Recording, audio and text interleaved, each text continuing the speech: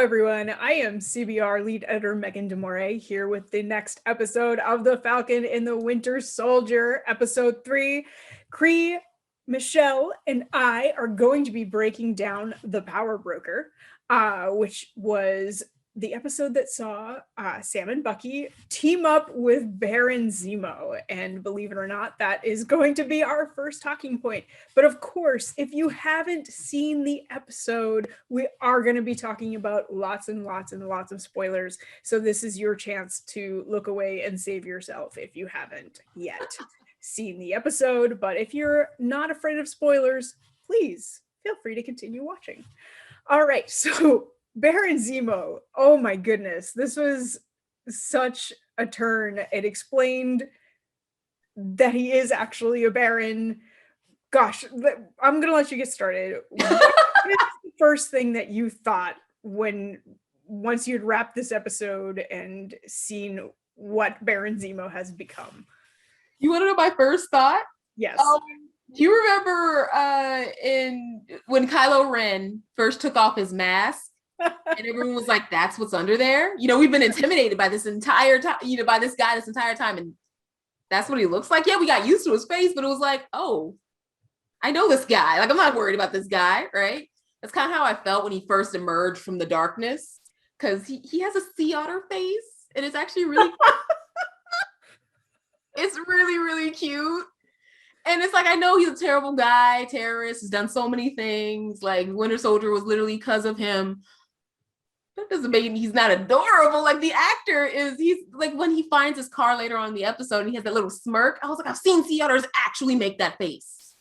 You know, he was fun. He was hilarious. He had so much personality, and he's a very good bridge between Sam and Bucky, honest. Like, you wouldn't expect it because bad guy, but no, he really does like become like an Oreo center, an Oreo cream-filled center for their tough, hard cookies, you know?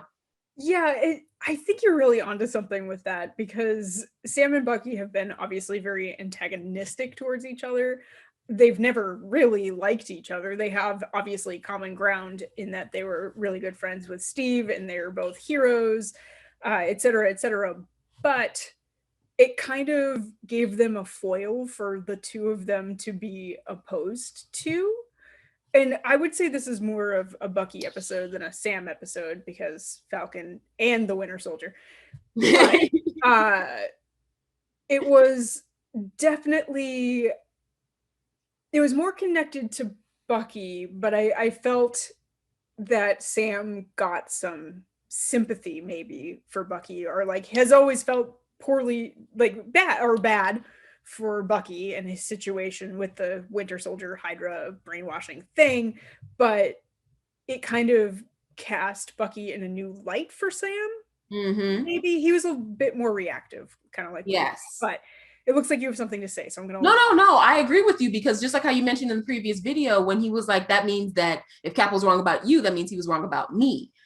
It's one thing to hear it, but in this episode, Sam got to actually see firsthand what he was kind of like as the Winter Soldier.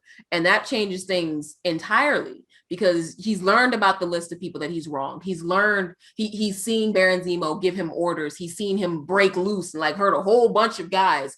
Side note, props to the Marvel stuntmen. They're amazing. I mean, I don't know where they're finding these guys who are willing to fall on their necks, but Jesus, they're amazing.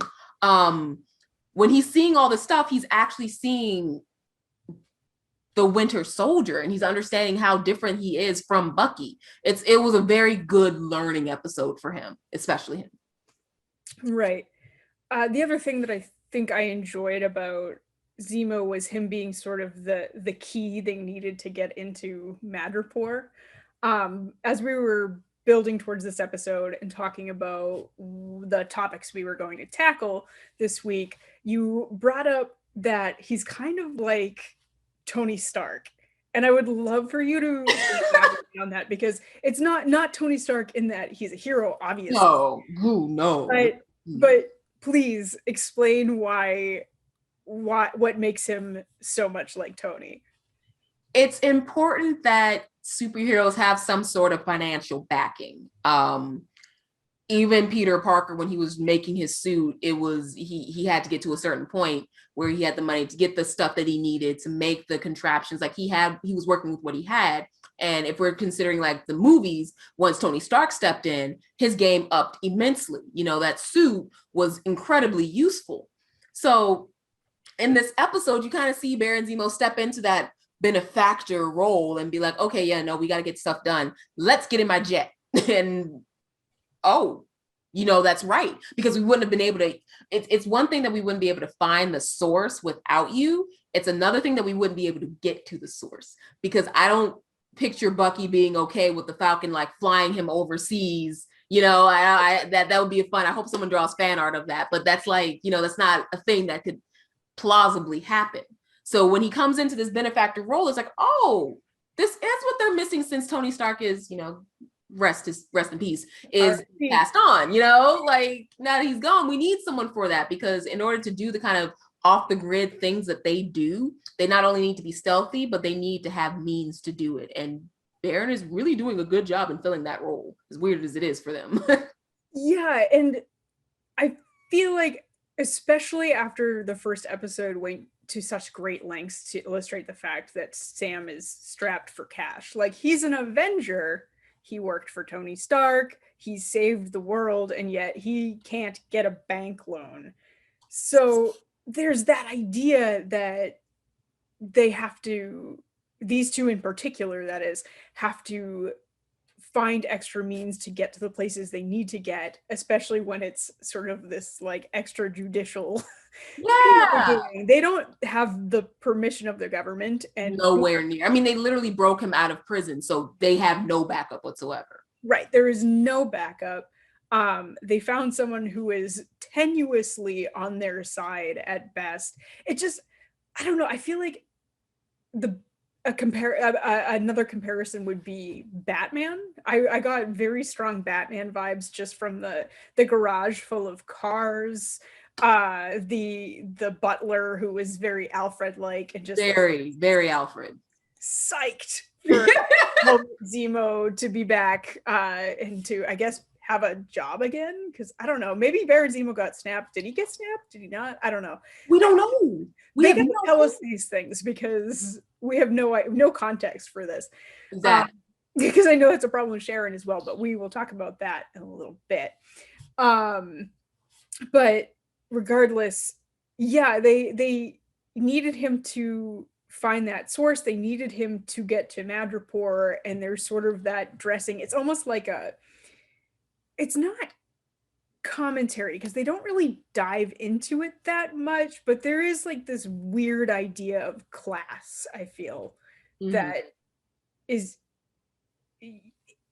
sort of interwoven in that kind of an interaction, where these heroes can't get where they need to be because they're poor, and they have to, nobody's gonna help them out. They can't like start a GoFundMe. Yeah, like help us save Europe. You know, like, no, that's not a thing. It's not gonna happen.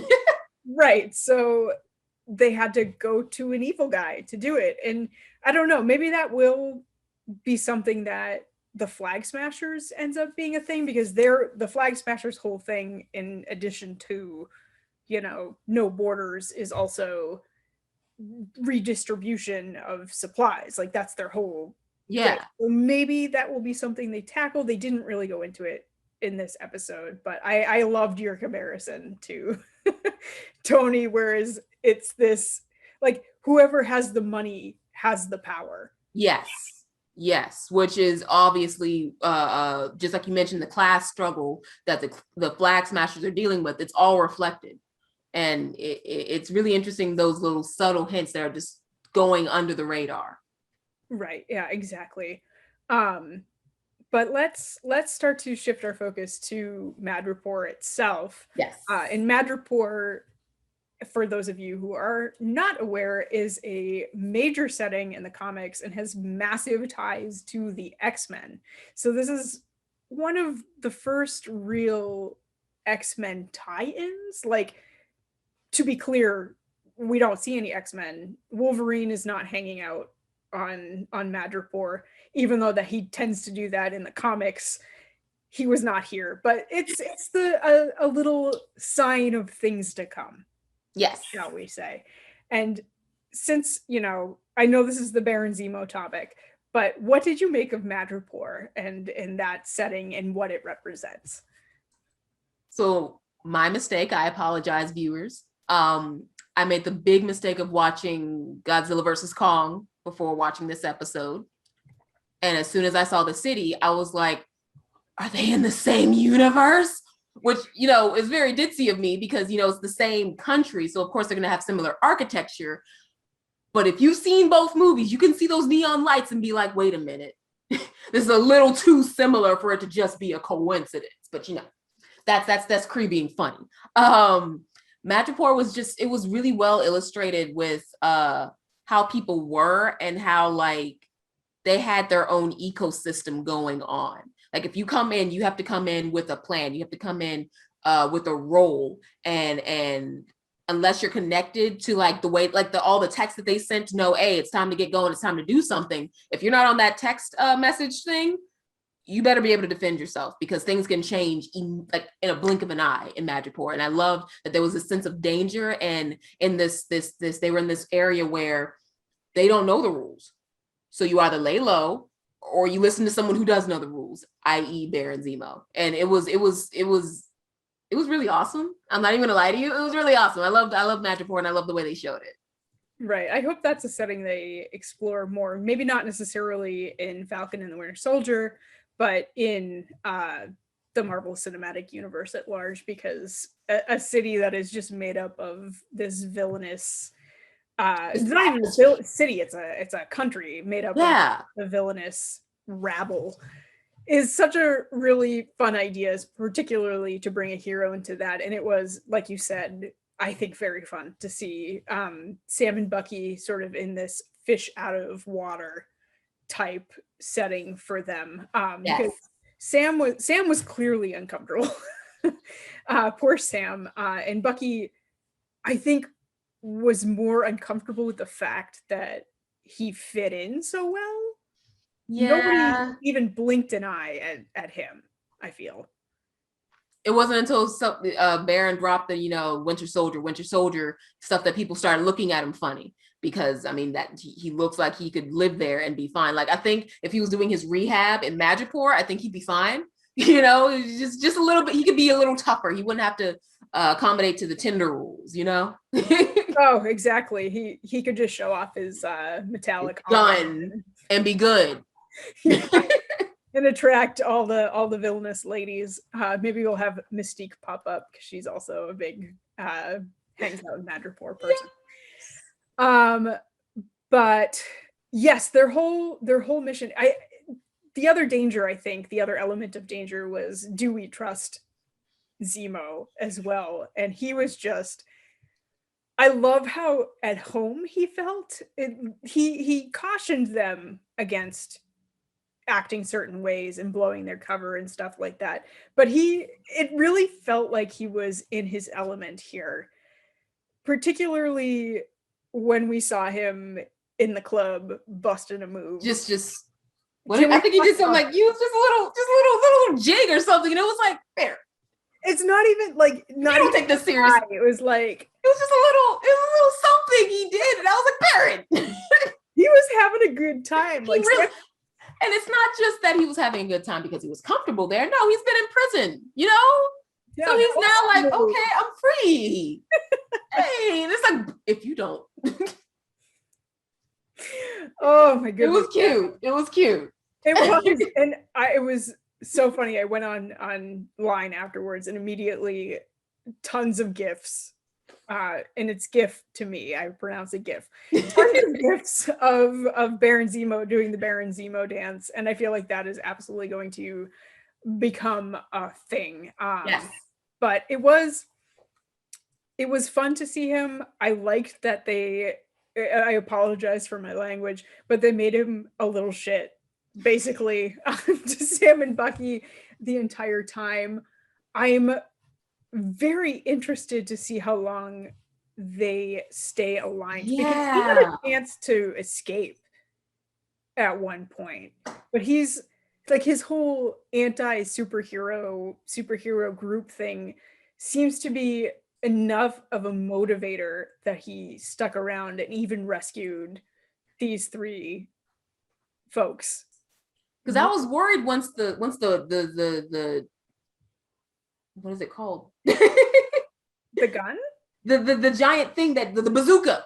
Bazooka. Once the bazooka blew up, the lab and he disappeared, I was like, oh, was this his chance? That makes no sense. No, Baron, don't do it. I actually like you now, But then he came back and he was just like, no, I just had to put on my mask, had to get the element of surprise. I am still a bad guy. I just know whose side I'm on right now. And I find that kind of fun. That's what you want to see in an anti-villain. He's not an anti-hero. Yeah, he's not. But right now, I don't think he's so much of a villain as just someone with a villainous past at this point, if that makes sense. Because he is working with the good guys. Yeah. I want to have a brief disclaimer. When we say we love this character, we're not endorsing his views or his actions. We're just enjoying the way that he is written. Like the internet should totally understand. You guys wouldn't GIF somebody if you endorse what he did in Civil War. No, that GIF was funny. The dance was good. So you guys get where we're coming from. Brief disclaimer. But yes, I'm very fascinated by that because he must see them as a means to an end as well. Yes. I don't think he plans on going back to prison. Yeah, no, I mean, I wouldn't either. So I totally, like, where he goes, what they do with him in this storyline, I'm ready for the ride. So ready. Yes, and the mask too. I was wrong last week where I speculated that he was going to give himself the superhero serum and disfigure his face, kind of like Red Skull did. That is not the reason. I'm very curious to see if they're going to explain that because they didn't. He just kind of found it in a car. Yes, and they didn't. And it doesn't need like a big long history, but his whole thing is symbols and breaking down symbols, right? And he's making himself a symbol by wearing a mask. So does that make him much better than an Avenger or one of their villains, so on and so forth? So I'm interested to see if they address that at all. But let's talk about, do you have anything else you want to add about Zemo before we move on? Nope, I'm good. I think I got it all out. So let's talk about our friend Sharon Carter.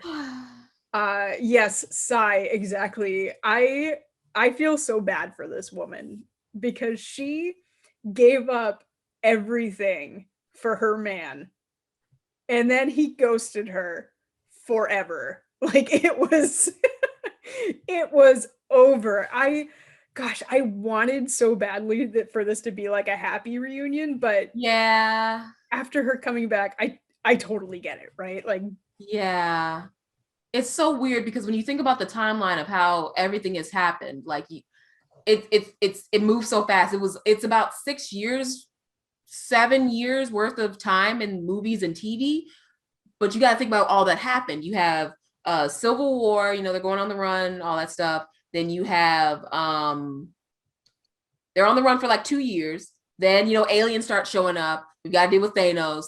The snap happens, 5-year span of emptiness, and then now everyone's back, and we're now at the Winter Soldier. So that means that, and I don't think Peggy was snapped. Peggy, oh my gosh, Sharon. I don't think Sharon was snapped. Okay, so she went on the run, and I'm pretty sure she left somewhere in those 2 years. She had to have. She had to have left. Right.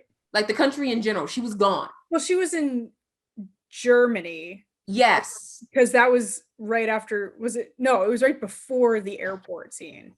Because he got his shield back from the government. She stole it and gave it to him.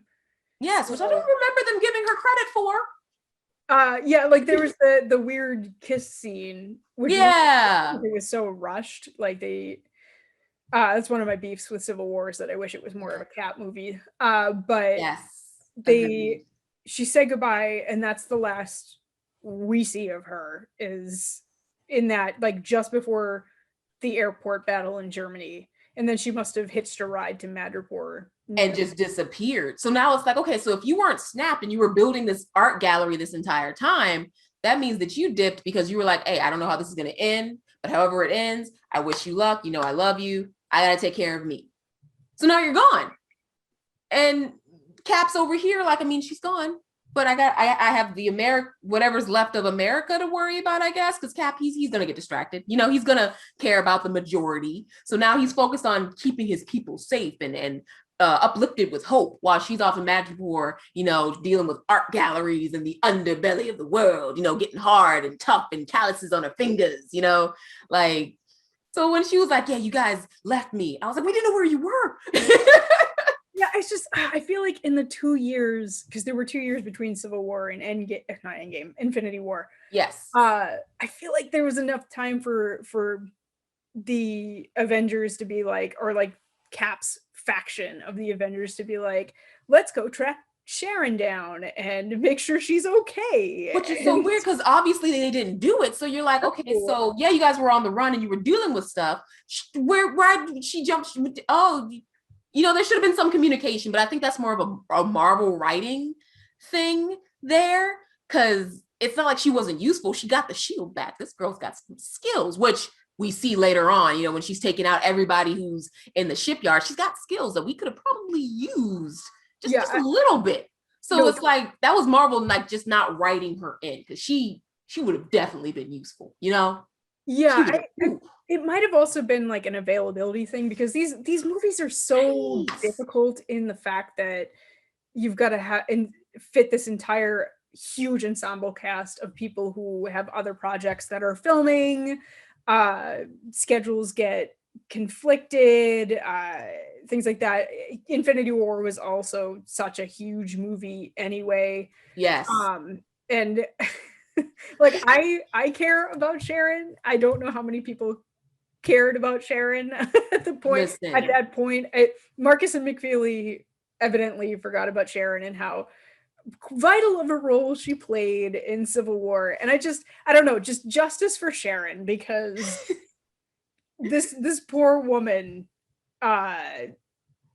just got dumped by folks. And like we said, it could be an availability thing, it could be an actor thing, it could have just been we forgot about her and had a thing, right?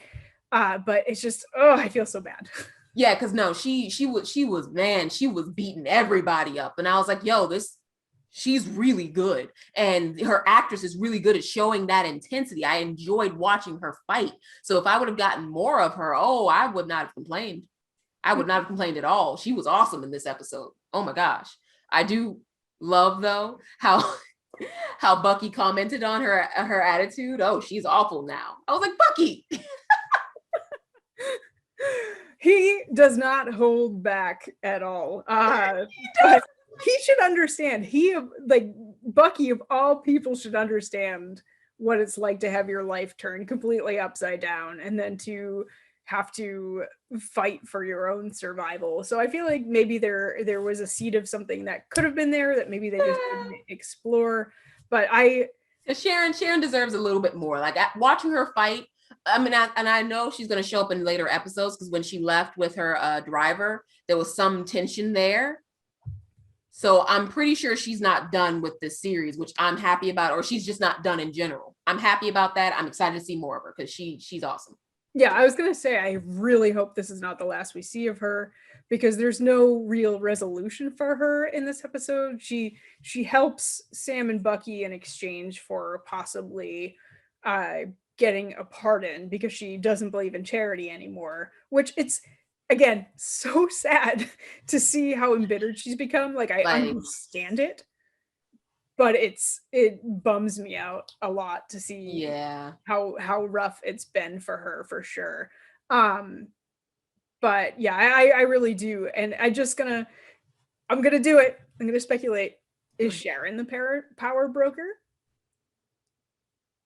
Oh, no. I don't know.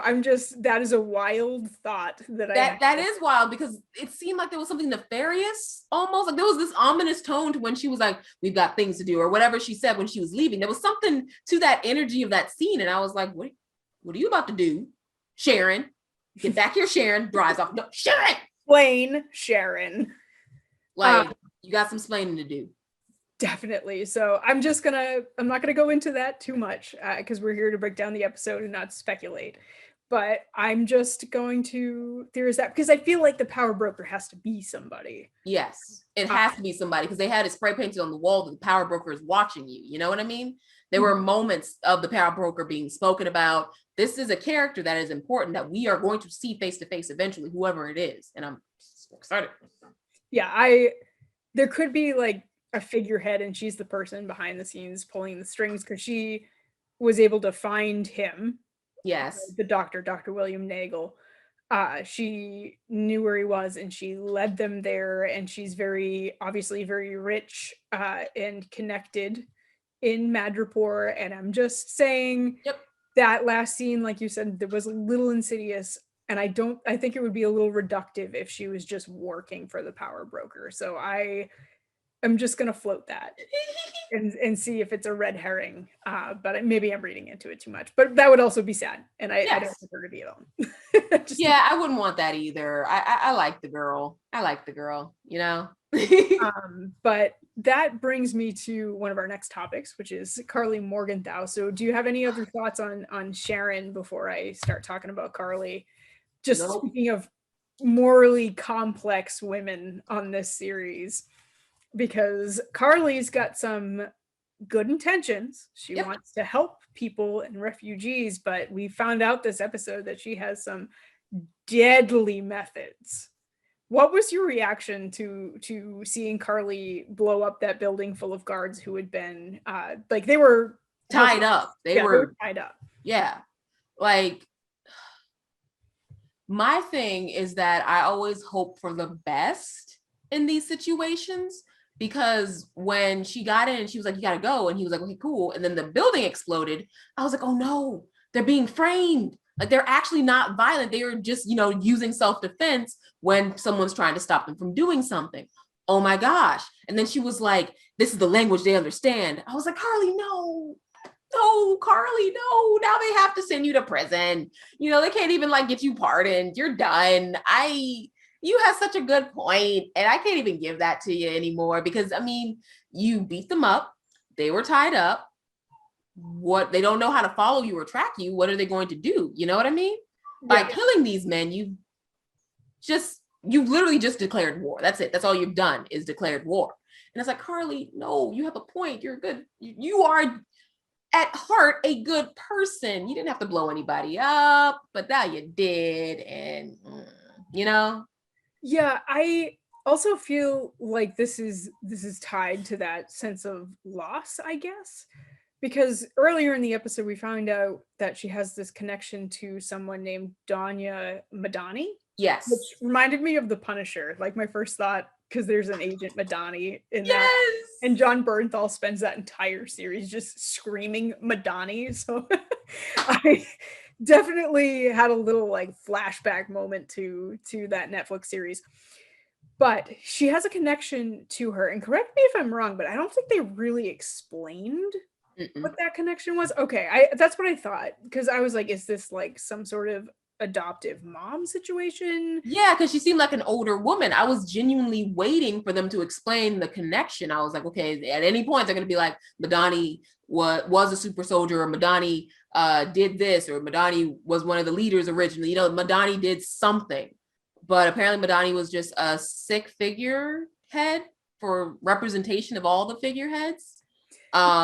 Figureheads of all the sick people, just the representation of all the sick people that Carly was trying to help out. And I was like, okay, but made Madani a really big deal. I'm a little lost on the connection, but that was about it as far as Yeah, I got kind of the sense that she's kind of a mentor figure, because Carly said at one point, because Madani does not speak in this because she's but she says at one point that Madani inspired her to want to become a teacher. Yes. So it feels like this woman has had some influence on Carly, which also is I don't think if Madani is somebody who would inspire somebody to be a teacher, I don't think Madani is the type of person who would condone violent means. No. Yeah. I mean, I know teachers are underpaid and stressed out, and they're like one teacher to like 80 kids, but that doesn't make them violent, you know? Yeah, exactly. So it's almost, I feel like they must explore this more because we're getting more information about Carly and drips and drabs. But I just can't imagine this woman being like, yes, Carly. Yeah, you go, girl. Good for her. Yeah. Blow up a building and teach them who's boss and like why these supplies should be redistributed, which, like we've been saying, they have good intentions, like yes. redistributing the supplies and making sure people have it because they've been sitting on 6 months of it. But then again, we don't necessarily know that it wasn't being like held in reserve so that it could be doled out over time. I have the feeling that it's not going to be like a positive government spin. Yeah. But we don't have all of the information there. But they're, like I said, their cause is sympathetic, but she just crossed a line. Like this is the line that makes her a villain as opposed to a Robin Hood like figure. Yes. If you have to fight somebody because they're coming up on you and you're trying to get these supplies, okay, cool. Blowing up a building of men who couldn't do anything to like at least try to escape, that's the line. Yeah, it's defense versus offense. Yes.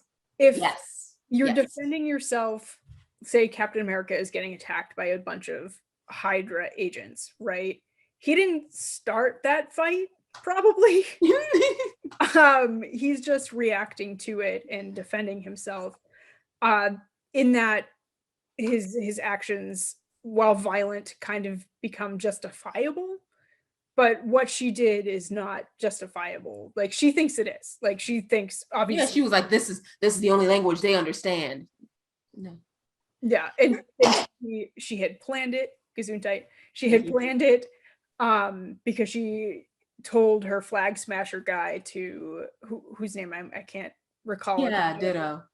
But she told him to buckle a seatbelt. She was bracing for that explosion.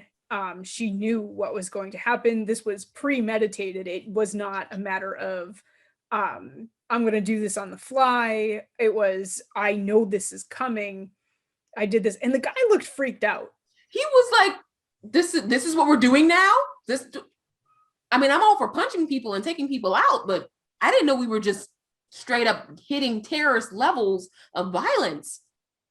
Yeah, and I don't blame him. I felt the same way. I think I felt a little jarred. Yes, jarred is a good word. I was gonna say it wasn't blindsided because this seems like a natural evolution for a character like Carly. Unfortunate, but understandable. Yeah. But yeah, this guy, I felt like that guy in this moment. Yes. Instead of Torres, it was this guy we were identifying with. Like it just happened that quick. And since you brought up his name, just want to point out disturbing lack of Torres this week.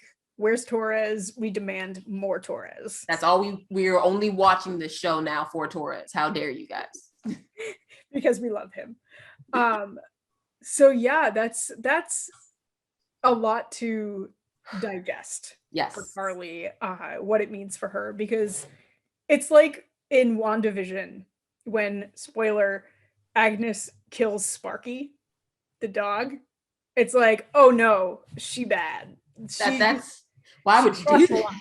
You know, you're like, oh my God, why? Are you really that evil? I guess you really are that evil. Just hug your puppies because yes, Agatha's coming for your puppies.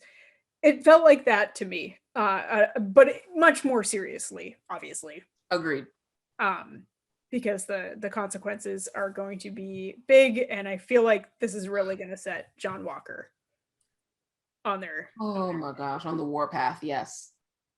Let's take a quick aside and talk about John Walker real quick too, because we don't get a whole lot of him in this episode. Last week was really the John Walker Yes. episode.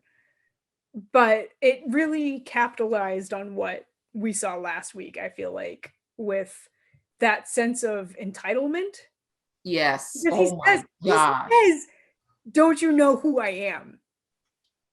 It's like if you ever, the only way you could get more bold with saying I'm insecure and I want you to take me seriously is putting exactly what I just said on a t-shirt. You know, that's the only way you could be more just obvious that you're in over your head and you are acting out because you want to be seen a certain way.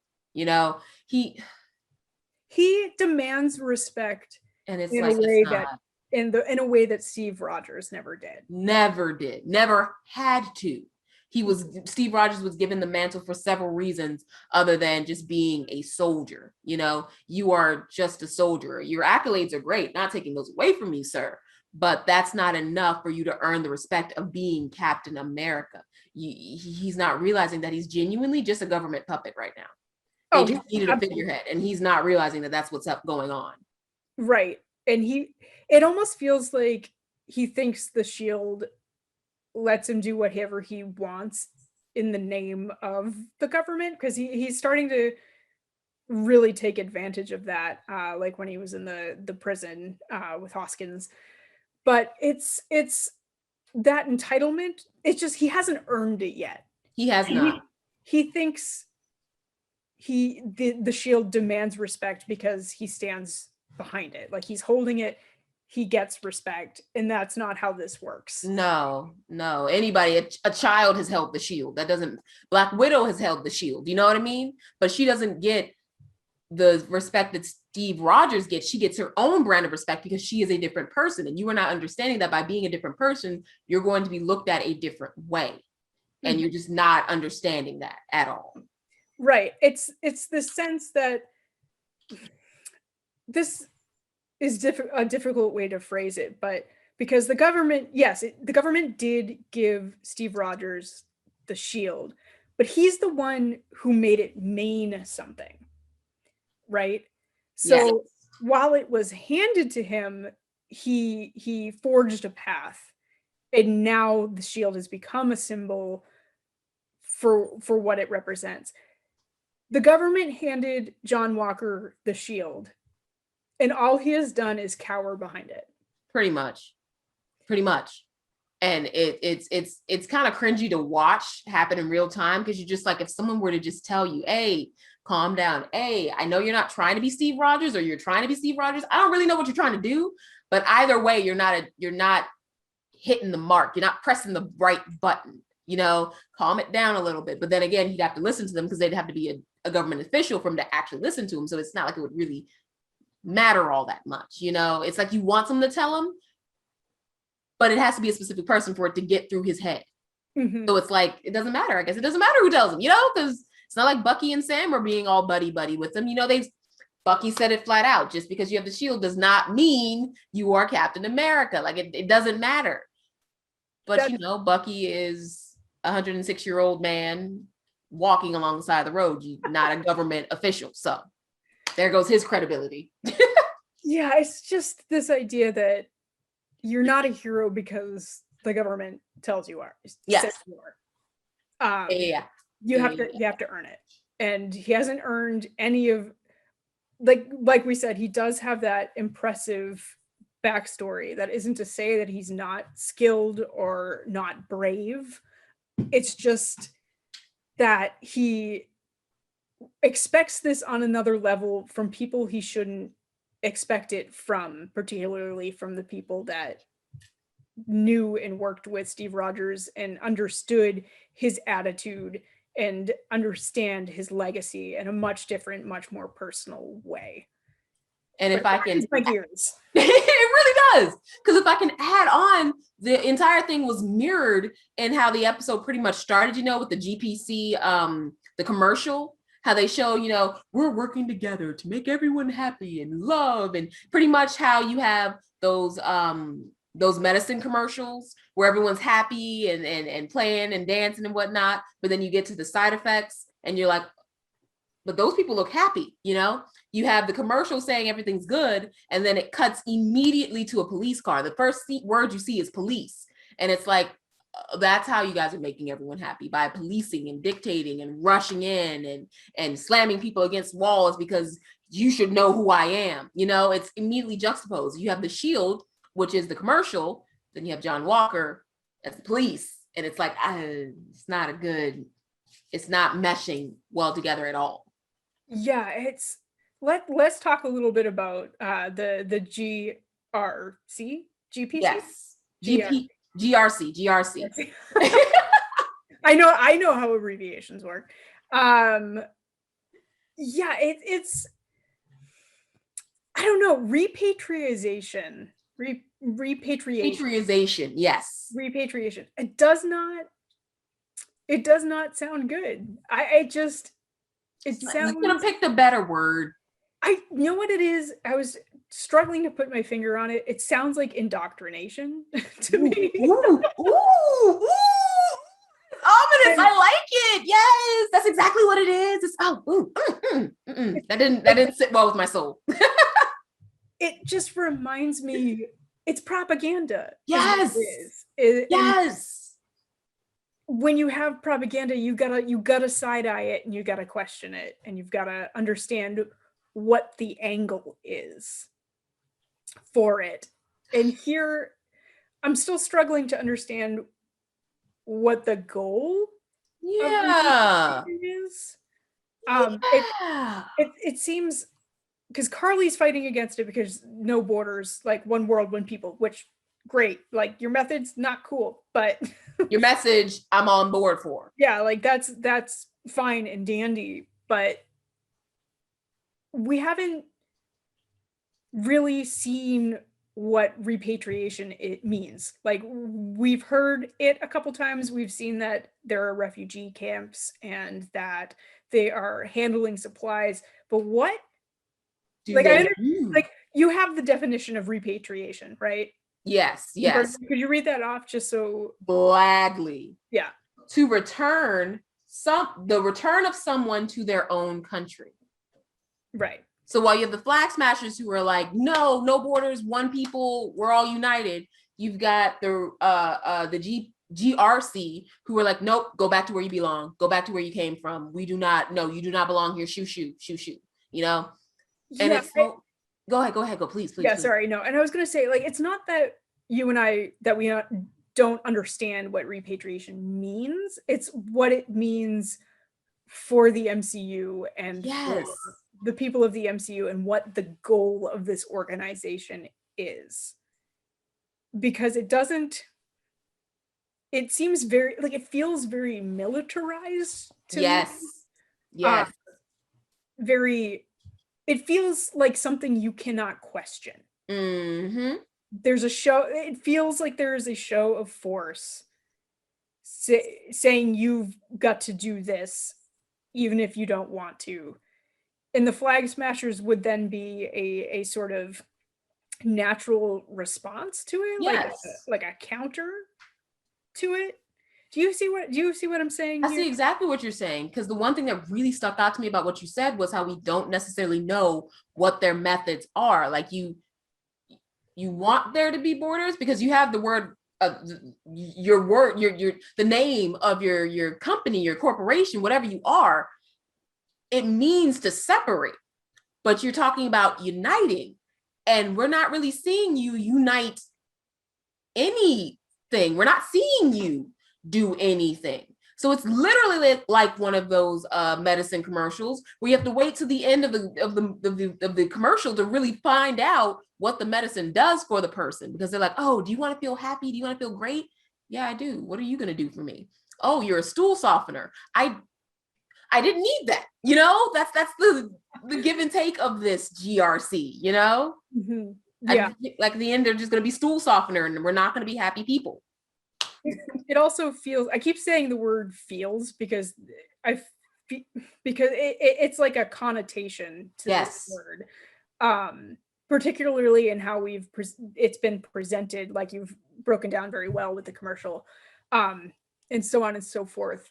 But it feels to me like pre-snap people are trying to enforce the rules of a pre-snap world on a world that has changed so drastically. Like these rules, some of them don't apply anymore. Yes, they can't apply anymore. It's just like how we didn't function the same way during, the blip. We didn't function the same way because everyone was gone. We had to adjust. Now that everyone's back, we have to readjust. And they're just like, no, we can go back to the way things were before. No, we can't. We really can't, because in those 5 years, there were people who lost spouses, husbands, wives, et cetera, and they might have found comfort with someone else. What do you do when your wife is now back and you have a new wife here? How do you, like things like that might have happened, and it's not far-fetched. So now it's like, no, we have to come up with something completely different, because it's not that I don't love you, former wife, it's that in my grief, I found a new wife, because as far as I knew, you were gone. We have to come up with new ways to navigate this. And I feel like that is a microcosm for what we're looking at. We're seeing that, but on a much grander government level scale. And it's just, there's pushback, because not everybody's going to agree. First wife is going to probably be upset about second wife. Yes. And that's what's happening here. But on a global level, as opposed to a like familial level. But that I guess is just questions that the series is going to address, and the Marvel Cinematic Universe is going to have to address moving forward. And I think we too have spent a lot of time sort of posing our questions and wondering. There are no answers. There are no answers. Happy questions. So let's move to our final point, being the cliffhanger ending, because Ao is back. How I gasped. I was like, oh my God, Ao, what was your reaction to that? You want to know what's funny? I remember when we first went to Wakanda, or no. It was when Steve Rogers was like, I know a guy, and you hear the drums in the background. It was literally that situation when Bucky was finding the little kimoyo beads, and I was like, oh, I hear the drums. I know what this means, right? And she's like, I'm here for Zemo. Move out the way. I was like, oh, yeah, I forgot about that. I mean, Sam mentioned it, but y'all really got an issue with this guy, rightfully so. So it was like when she showed up, I was like, ooh, the layers. And yeah, I first of all was very excited, because Ao, she was such a standout in Civil War. When we have that scene between her and Black Widow, where she's sort of being bodyguard to T'Challa. Because they don't know yet that he's the Black Panther. They have no clue. And of course she is an incredible warrior in her own right, but she stands up to Black Widow and she's like, move, like you got to get out of here. And I just remember people latched onto that character. And so I am thrilled. And like, it's great she was in Black Panther, but she also had a secondary kind of role to like Okoye or what have you. I'm so excited to see her here. I feel like this is really going to be her moment to shine.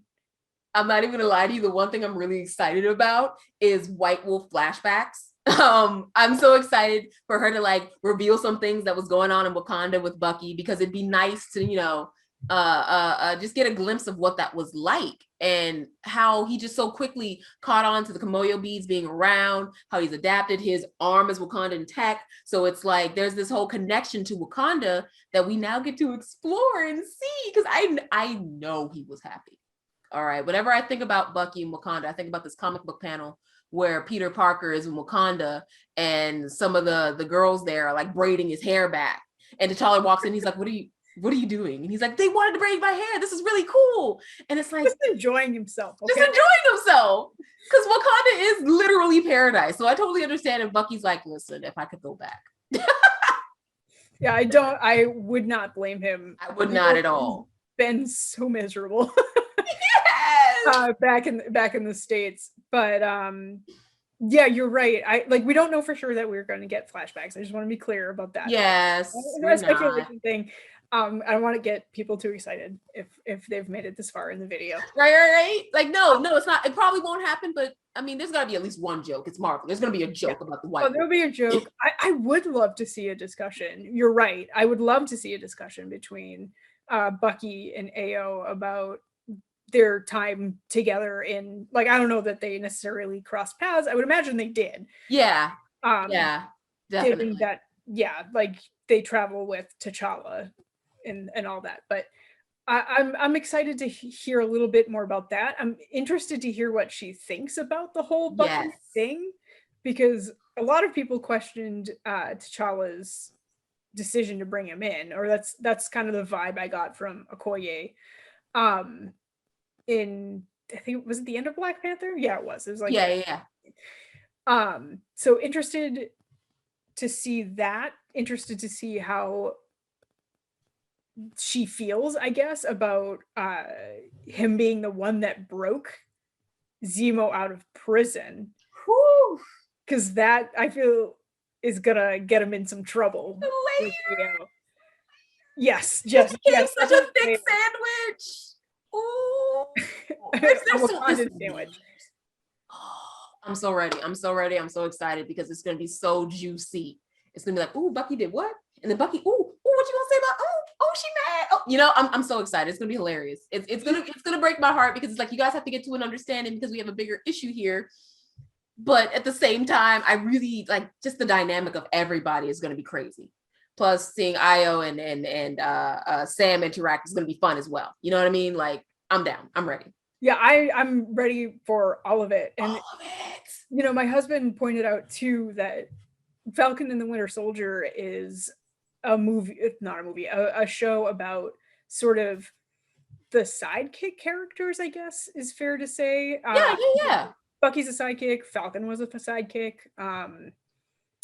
Zemo's not a sidekick. No. But AO kind of falls in that range, the side character range, because she's not the general. Yeah, she's not Okoye. She's not the general of the Dora Milaje, but she's that sort of side character that people see and recognize and say, oh, she's been, you know, Civil War, Black Panther, Infinity War. She's been in all of these critical films, and now she's sort of getting that spotlight shined on her. So it's nice. It was a great surprise. I'm glad they didn't put it in any of the marketing for the show. It was such a good, it was like, yes, finally, worlds are colliding, and I love it, you know, especially since Io's a very important character in the comics in general. Like, she's very prominent. We see her a lot.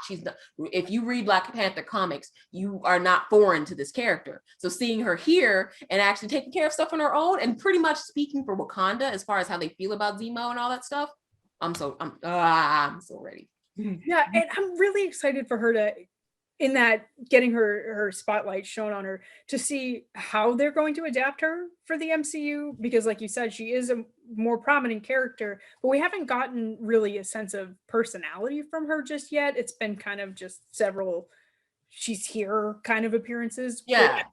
Like I said, now she's recognizable. Now she's getting a chance to shine. I'm interested to see more of her personality, more of what she thinks, like whether or not she agrees with some of the things that the decisions that T'Challa made, which were controversial and brought a lot of, like, brought hell down on Wakanda, honestly. So was she snapped? Did she come back? Like, how does she feel about the Avengers' role in that? There's a lot that I hope that she sticks around, if not for the rest of the series, for a bulk of it, so that we can learn about her. Yes. Yeah, that would just be, that would be fun. I think she has a lot that she could really add to the show. Agreed. Completely agreed. I'm so excited. I'm so ready for next Friday. Yeah, and I have to add that I'm really glad that they showed her before the episode cut. Thank you. Because, you know, with the speculation, yeah, that was a really fun part of WandaVision for me. But I know that for some folks, there was a certain level of expectation for who characters were going to be, like the Reed Richards as the aerospace engineer thing that was going on. So I'm glad that they showed her, so it wasn't like, oh, it's Okoye. I thought it was Shuri. I genuinely thought it was Shuri, you know? I was like, oh, Shuri's around. Okay, cool. You know, I don't know why I did. And then when I saw I was like, oh, word. I like this. I like this better. Exactly. So I really like the decision that they made to end it by showing her, as opposed to like he walks around the corner and he's like, oh, yeah. But yeah, I think I'm gonna wind us down. Do you have anything else that you want to add about AO? No. Is there anything else that I didn't touch on that you would like to talk about? I would like to piggyback off of your jock theory and make sure that everyone knows that Baron Zemo is officially the foreign exchange student jock. The one that comes in, everyone's like, oh, we're getting a foreign exchange student. He's probably going to be a nerd, and comes in. He's one of the boys. He's on the football team, but he's just a little kooky because he's foreign. Like, it's like, he's not a jerk. He's a little weird. He's Euro trash jock. Euro trash jock. I love it. To be clear, if you haven't seen our previous episodes, my jock theory, my jumble of jock theory was you have sad jock, Bucky, wholesome jock, Sam, nerdy jock, Torres. As Torres, because we love him. Well, what did we decide on for Walker? He's the typical jock, the one that came to high school and believed all the high school movies and believed that it was supposed to be like this. Yeah, that guy. We don't want to be that guy. Yeah, you don't want to be the jock. So now we have Euro trash jock as well. Yes. But yeah, so that is that's been one of my favorite parts of the series, is getting to label the jocks. But let's wrap us there. Thank you guys so much for sticking with us through this video. We really appreciate that you're here and that you're watching. Please do feel free to leave your comments and questions below. We will be back next week for episode 4. We're halfway through, guys. We're already halfway through. So please, Cree and I will be back next week to talk about episode 4, see if any of our theories pan out. We hope that they do. We hope that you continue watching, and we will see you then. All right. Bye.